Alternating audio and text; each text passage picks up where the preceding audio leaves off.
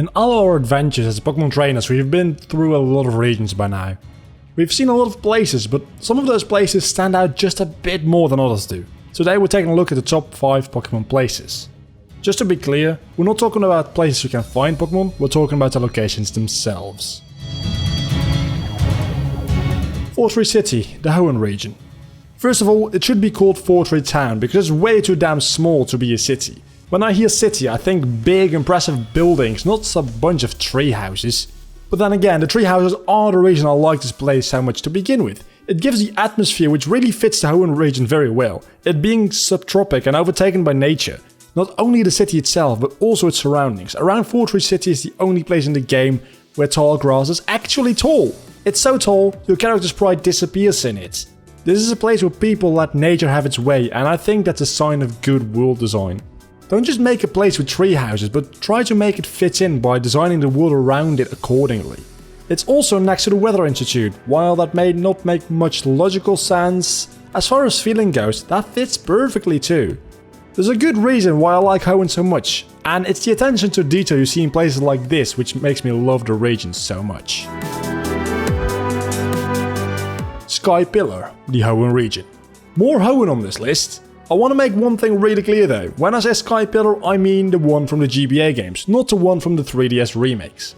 While the remade versions are easier and have a cool atmosphere too, the original is just way much better.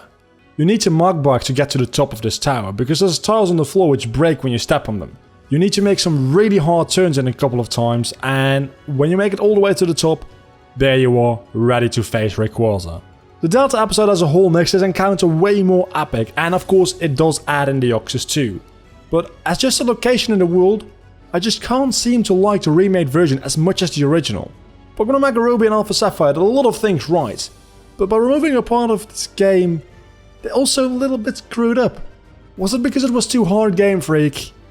Was it? Mauville City, the Hoenn region. I swear this won't just be me telling you how much I love Hoenn. But unlike the last entry on this list, I actually like the remade version of this one better than its GBA counterpart. You see, I'm not just a nostalgic whiny bitch. Mauville City has always been one of the least interesting places in Hoenn to me, but on the 3DS remake, they made it into a giant shopping mall, and that gave it the character it needed so badly. It did take away the best place for hatching eggs though, but there's an even better place now, the Battle Resort. The city has become larger too. There's just more places to go, more things to see than ever before. And that's how it should be. You're one of the most centered cities in the region. From a logical perspective, but also from a game design perspective, since you have to come back here more than once, or at least travel through the city a couple of times, it should be more interesting than the rest. Strangely, I think this is the best change they made in Pokemon Omega Ruby and Alpha Sapphire. Lumiose City, the Kalos region. Talking about central cities that are big, this one is real big. This is the biggest city in Pokemon, at least for the time being. Pokemon Sun and Moon might change that, who knows. I just know that this is how you make a central hub city. First time you come here, it's the start of your adventure. You've already had some experience with the game and you've even taken down a gym, but when you get to Lumiose, that all felt like it was a big tutorial, and this is the real start of your adventure.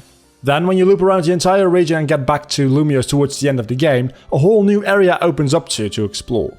Aside from being a huge city with lots of buildings and streets to explore, there's also little alleyways which are what give the life to Lumiose City. This city really feels like the capital of the Kalos region, and the other regions don't really have that.